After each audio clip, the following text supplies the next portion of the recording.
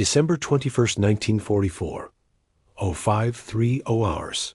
Malmedy, Belgium. 19-year-old Private First Class Francis Sherman Currey can't feel his fingers anymore, like licking iron in winter. Somewhere beyond the tree line, engines rumble. Not American engines. Deeper, hungrier. He's crouched in a frozen ditch with 5 other men from the 120th Infantry Regiment. But Francis Currey doesn't surrender. The bridge behind them is supposed to be defended by a full company. This is the 3rd day of Hitler's desperate gamble, the Ardennes Offensive. The Germans call it Whack Dam Rhine. The Americans will call it the Battle of the Bulge. Right now, Francis just calls it hell. He shifts his weight, and the frozen mud cracks beneath his boots like gunfire. Not trucks, tanks, plural. Francis has been in combat for months, and he's learned to count enemy armor by ear, the way a farmer counts cattle by heartbeat. 3, maybe 4. Panzers or Panthers. He can't tell yet. Either way, they're coming straight toward the bridge. The plan was simple. Hold this crossroads until reinforcements arrive. But reinforcements haven't arrived. The radio operator took shrapnel 2 hours ago and bled out before anyone could stop it. The company commander retreated with the main force to establish a defensive line 3 kilometers east. 6 men were ordered to stay behind and delay the enemy advance. He has 3 extra clips in his belt, plus the ones he took off the radio operator. 64 bullets total. A Mark IV Panzer, rolling through the mist like a steel ghost, its long 75mm gun sweeping left and right. Behind it, another. Then another. 3 confirmed. Francis's stomach drops. The lead tank is 70 meters out, turret rotating toward the bridge, towards them. McCollum whispers the order nobody wants to hear. Let them get close. Close. The word tastes like bile. Close means the tank commander might spot their position before they can fire. Close means Francis might die in this frozen ditch in Belgium, without ever seeing his family again, without ever finishing the stupid war that pulled him out of high school 1 week after graduation. He joined the army at 17 because it felt like the right thing to do, because everyone was joining. The lead Panzer is 50 meters out now. Francis can see the commander's hatch slightly open, can see the frost coating the tank's armor, can smell the diesel exhaust mixing with the December cold. His heart is slamming so hard against his ribs, he's certain the Germans can hear it. 40 meters, 35. The bazooka man, a kid from Ohio named Weber, lines up his shot. His hands are shaking. Everyone's hands are shaking. The Panzer's engine growls louder, and Francis realizes with sudden, absolute clarity that this is the moment. Right here, right now. Either they stop these tanks, or everyone dies. McCollum drops his hand. Weber fires. The bazooka rocket screams across the fog and slams into the Panzer's front armor and bounces off. The tank doesn't even slow down. Scheiße! Someone shouts from inside the Panzer. The turret swivels toward the ditch, toward Francis and the others, and the massive fire. Francis doesn't think. He rolls left as the Panzer fires. The explosion is so loud it doesn't register as sound, just pressure, heat, and a shockwave that lifts him off the ground and slams him into the frozen earth. Dirt rains down. Someone is screaming. Francis can't hear it over the ringing in his ears, but he can see the man's mouth open, see the blood on his face. Weber is already dead. Francis can see his body crumpled near the ditch, his chest torn open by machine gun fire. McCollum is yelling something, but Francis can't hear him. He looks at the bridge, looks at the tanks, Ramirez, Peterson, and the sergeant, and he makes a decision. Trained to die if necessary. But nobody trained him for this. The moment when following orders means certain death, and the only way to survive is to do something absolutely insane. He grabs Weber's bazooka and the last 3 rockets, ignores McCollum's shouting, and he runs straight toward the tanks. The first rule of infantry combat is simple: never run toward enemy armor. Francis breaks that rule in a full sprint. His boots hammer frozen ground as the Panzer's machine gun tracks him through the fog. Bullets crack past his head. He feels one tug at his collar, another punch through the empty canteen on his hip. The bazooka weighs 17 pounds, and the rockets are banging against his back with every stride. But Francis doesn't slow down. Can't slow down. Because slowing down means dying, and he hasn't come this far to die in a ditch in Belgium. The lead Panzer looms ahead, its turret still rotating back toward the ditch where McCollum and the others are pinned. Francis sees his opening. The tank crew is focused on the threat they know about, not the lunatic charging them from their blind spot. He cuts hard left, using a shattered farmhouse wall for cover, and slides into a crater just as the Panther's cannon roars. The shell screams overhead and detonates somewhere behind him, but Francis is already moving again. 20 meters from the lead Panzer now. Close enough to see the mud caked on its road wheels. Close enough to smell the cordite and diesel. The tank is still rolling forward, crushing a fallen fence post beneath its treads like kindling. Francis drops into another crater, this one deeper, probably from artillery, and loads the bazooka with shaking hands. His training kicks in automatically. Extend the tube, check the sight. Load the rocket from the rear. Connect the wire. The mechanism is simple, but his fingers are so cold they barely work. He fumbles the first rocket, and it clatters against the frozen dirt. 8 seconds wasted. The Panzer is 15 meters out now, and if he doesn't fire soon, it'll roll right past him, and he'll have nothing but its thick rear armor to shoot at. Francis loads the second rocket. This time it sits properly. He flips up the sight, braces the tube against his shoulder, and aims at the Panzer's side armor, thinner than the front, thick enough to stop rifle rounds, but vulnerable to a shaped charge at close range. He's been taught to aim for the drive sprocket or the hull sponson, where ammunition is stored. Hit either one right, and the tank becomes a tomb. He squeezes the trigger. The rocket motor ignites with a violent hiss, and the projectile streaks across the gap, trailing white smoke. Time seems to stretch. Francis watches the rocket fly, watches it close the distance, watches it slam into the Panzer's left side just behind the drive wheel. And suddenly there's a geyser of sparks and black smoke pouring from the tank's lower hull. The Panzer lurches, stops, its engine sputters and dies. Francis can hear shouting inside, German voices, high-pitched and panicked. The commander's hatch flies open, and a man in a black Panzer uniform scrambles out, his face streaked with blood. They don't even look at Francis. They just run, stumbling through the fog toward the tree line. One down. But there's no time to celebrate, because the second Panzer has spotted him. Its turret swings around with mechanical precision, the long gun barrel dropping to point directly at Francis's crater. He can see the muzzle, a black circle of death, and he knows with absolute certainty that he has maybe 2 seconds to live. Francis abandons the bazooka and runs. The Panzer fires, and the world explodes. The shell hits where Francis was standing half a heartbeat ago, and the blast picks him up and hurls him 6 feet through the air.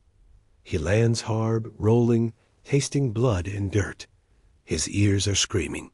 His vision is blurred. But he's alive, and that means he still has a job to do. He crawls behind the burning hulk of the first Panzer, using the dead tank as cover, and assesses the situation. The second Panzer is reloading, probably 10 seconds before it can fire again. The Panther is still flanking wide, trying to get around the farmhouse to hit the ditch from the side. And somewhere in the chaos, Francis realizes he's lost the bazooka.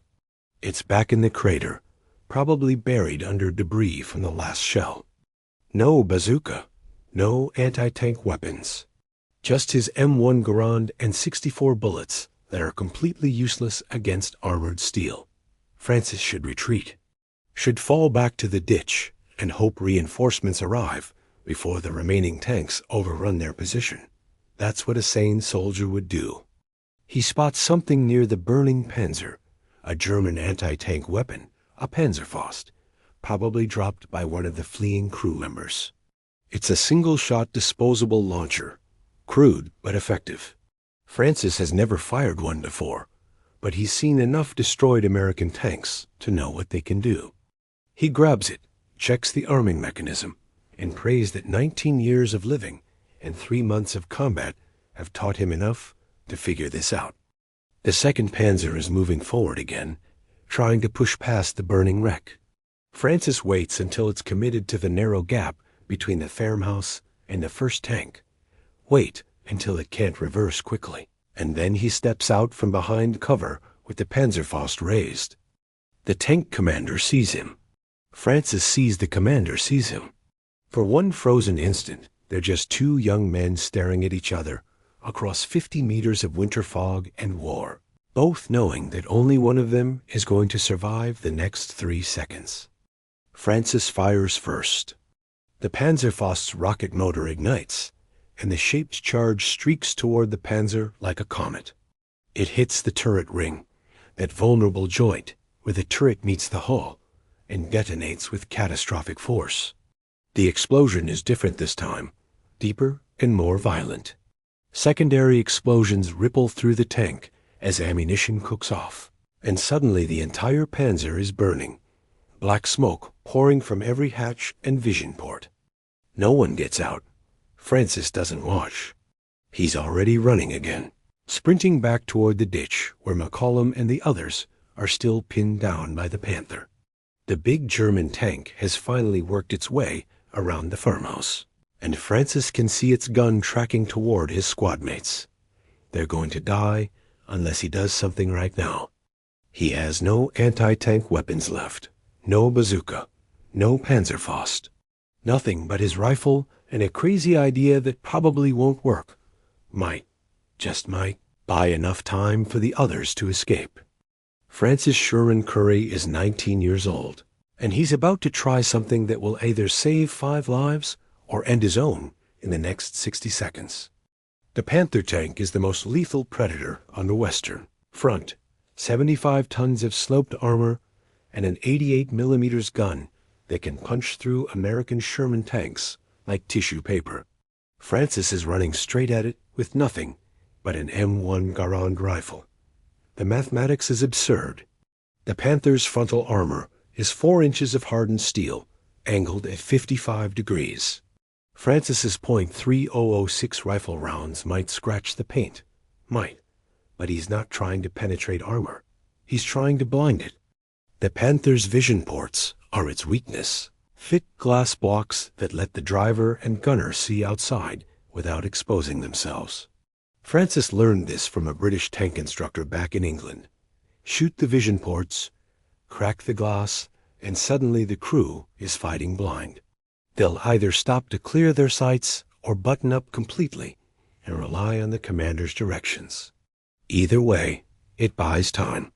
His first shot shatters the driver's periscope in a spray of glass and metal.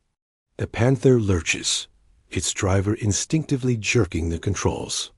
Second shot hits the bow machine gun port. Third shot sparks off the turret face, but misses the gunner's sight. The Panther's turret swivels toward him, slow, deliberate, inevitable. Francis fires again.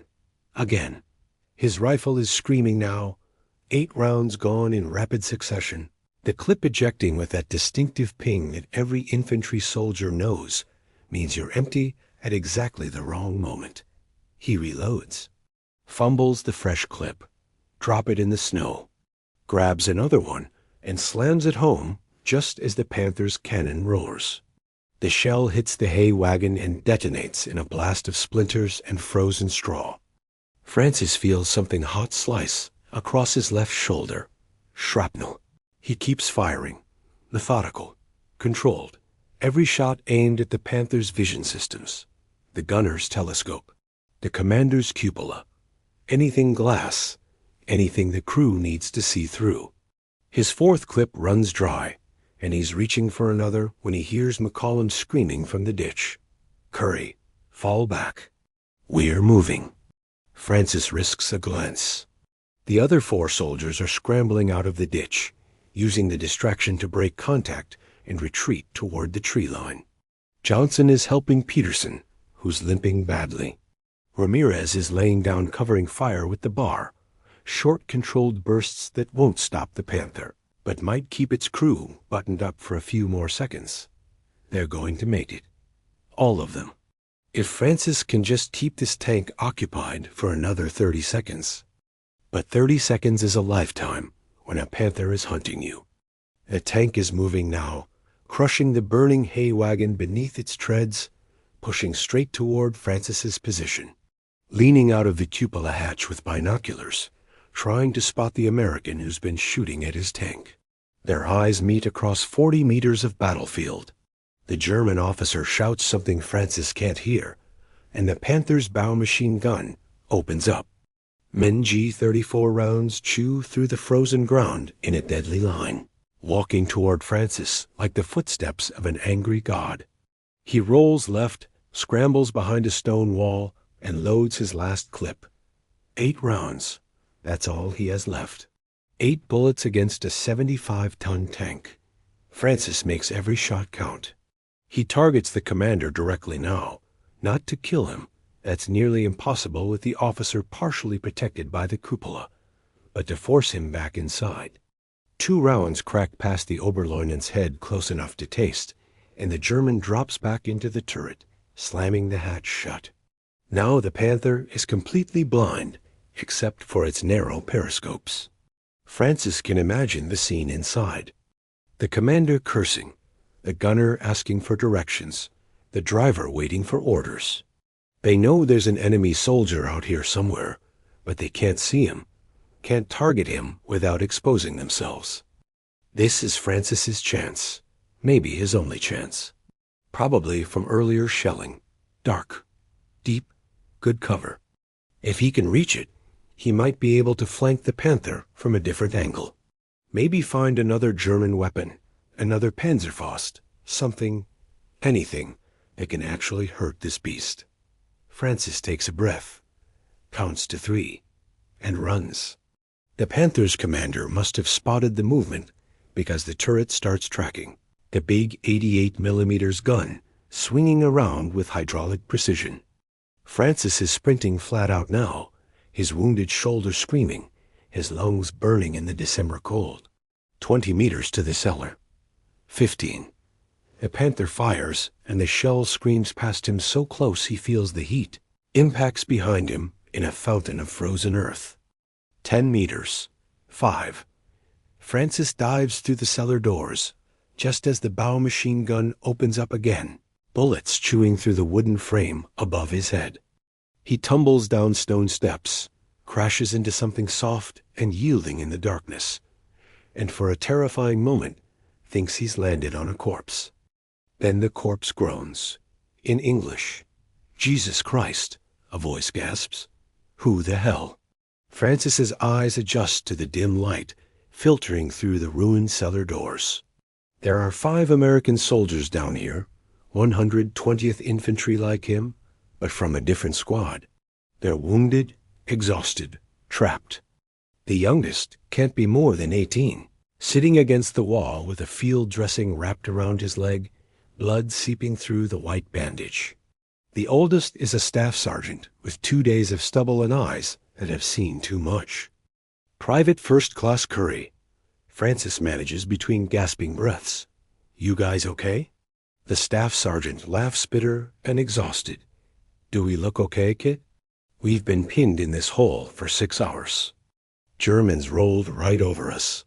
We've got wounded, no radio, and that Panther out there has been waiting for us to make a move so it can blow us to hell." Francis peers back up the stairs. Through the shattered doorframe, he can see the Panther maybe 30 meters away, its turret slowly rotating, searching. The tank crew knows Americans are in this area. They're being methodical now, patient.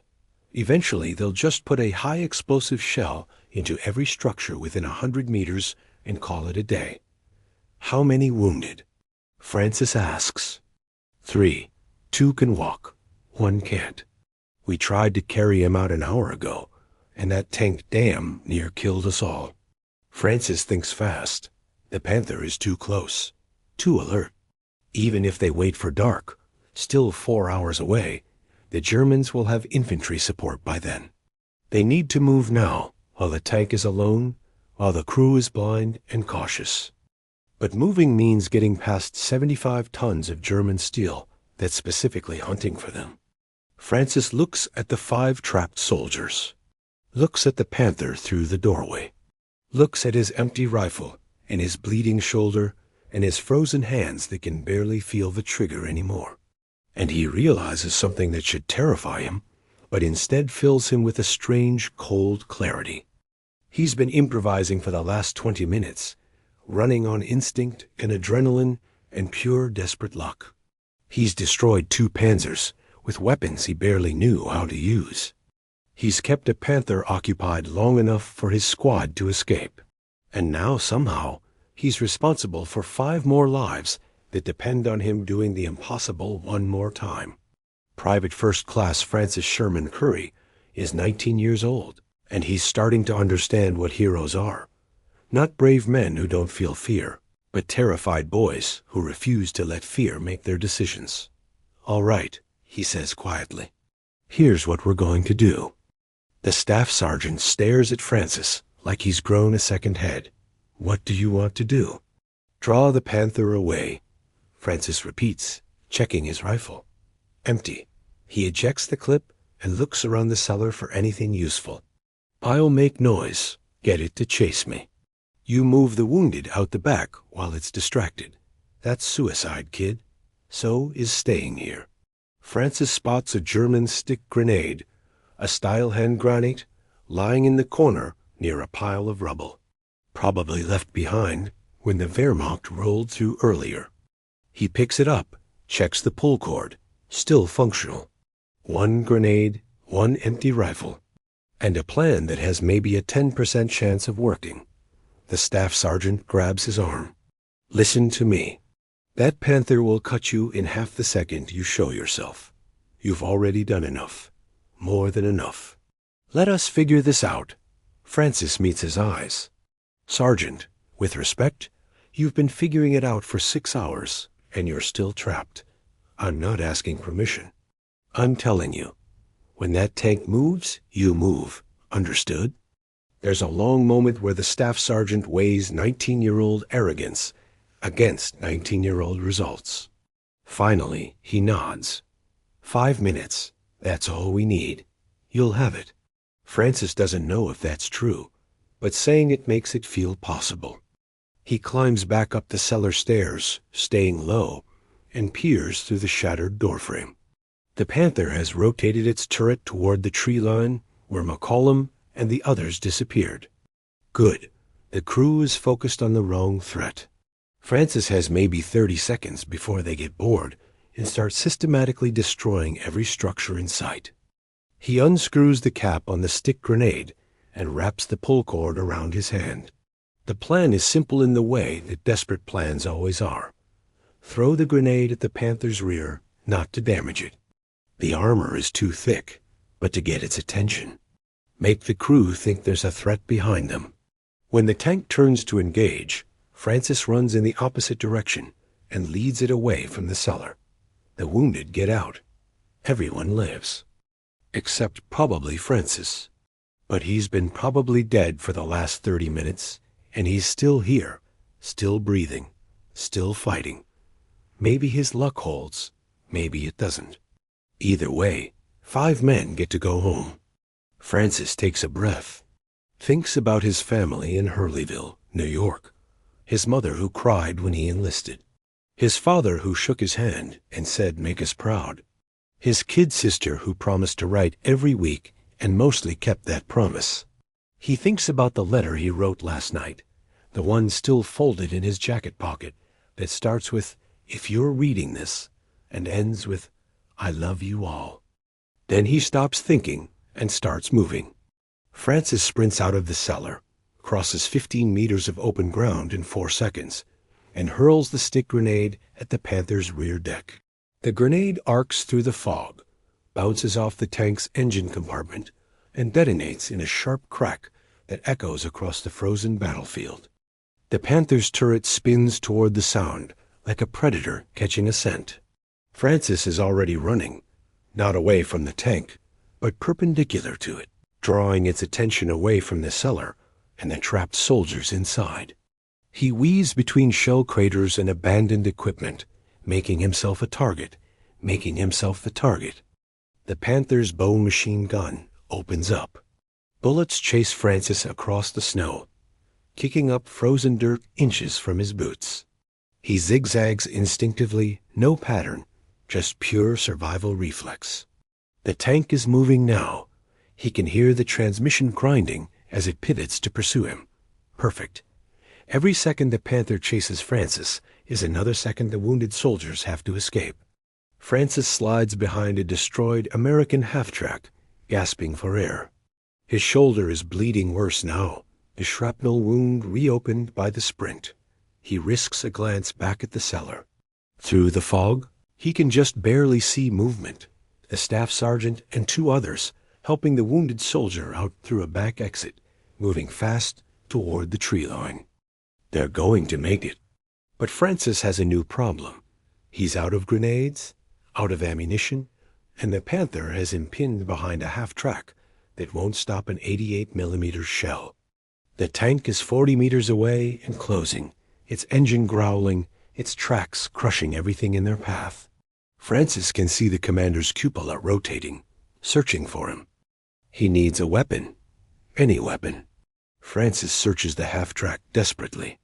Most of the equipment was stripped when the vehicle was abandoned, but there's a box of loose ammunition under the driver's seat. 50 caliber rounds, probably for the vehicle's machine gun. But the gun itself is gone, torn off by a direct hit. Useless. Then Francis sees it. A thermite grenade, still clipped to the half-track's interior frame. An M14 incendiary, used for destroying equipment to prevent enemy capture. Hot enough to turn a tank's interior into an oven if you can get it inside through a hatch or a vision port. The Panther is 30 meters away, 25. Francis can hear the crew shouting to each other in German. Clipped, professional, coordinated. They know they have cornered him. They're taking their time, making sure of the kill. Francis grabs the thermite grenade and does the math. The NM14 has a 2-second fuse after ignition. The Panther's commander cupola is closed, but the rear engine deck has ventilation grills, narrow slots that let heat escape from the massive Maybach engine. If Francis can get the thermite grenade onto that deck, if it falls through the grills into the engine compartment, the fire will spread. The tank won't explode, but it'll be disabled. Mission kill. Big if, huge if. The rear deck is 5 feet off the ground, and Francis would have to get within arm's reach of a moving tank to place the grenade. But it's the only play he has left. Francis can see the driver's periscope, a dark rectangle of armored glass, tracking him through the half-track's gaps. They're going to fire soon, maybe 10 seconds before the commander gives the order, and the 88mm gun tears through the half-track and everything behind it. Francis Sherman Currey pulls the thermite grenade's pin, lets the safety lever fly, and runs straight at the Panther. It's the stupidest thing he's done all day, which is saying something, but the tank crew isn't expecting it. They've been hunting a retreating soldier, not one charging directly at them. Francis sees the bow machine gunner panic firing, bullets going wide as the gunner tries to track a target moving perpendicular to his sight picture. 10 meters. 5. Francis's boots are hammering frozen ground, and his lungs are screaming, and the thermite grenade in his hand is counting down 2 seconds that feel like 2 lifetimes. The Panther's hull looms in front of him, massive, impersonal, a wall of steel that has killed 100 men and will kill 100 more. 3 meters? 2. Francis jumps. He doesn't think about it, doesn't plan it, just plants his boot on the tank's front fender and vaults up onto the glacis plate. His wounded shoulder screams in protest, but he's got momentum now. Scrambling up the sloped armor like a kid climbing a roof. The tank is still moving, lurching beneath him, but Francis keeps climbing. Up the glacier, over the turret. Toward the rear deck. Someone inside the Panther is screaming in German. The tank jerks hard left, trying to throw him off, but Francis is flat against the turret now, holding on to the cupola hatch with one hand and a live thermite grenade with the other. He can feel the heat building in the grenade. The chemical reaction has started, igniting white-hot magnesium, getting hotter by the millisecond. Francis reaches the rear deck, finds the engine grill, and drops the thermite grenade through the slats into the Panther's engine compartment. Then he jumps. Francis hits the ground hard, rolls and keeps rolling as the Panther's bow machine gun tries to track him. He scrambles behind a tree stump and counts seconds. 1, 2, 3. The thermite ignites fully inside the Panther's engine compartment. It doesn't explode.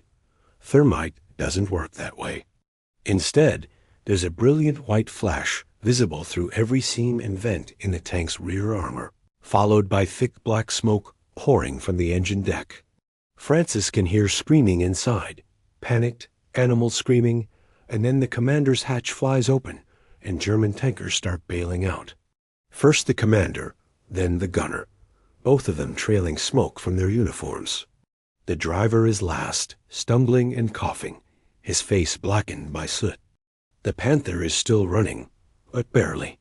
Its engine is dying, coughing black smoke, the internal temperature spiking as thermite burns through wiring and fuel lines, and everything flammable inside that steel coffin. Within 60 seconds, the engine seizes completely, and the tank goes silent. 3 tanks.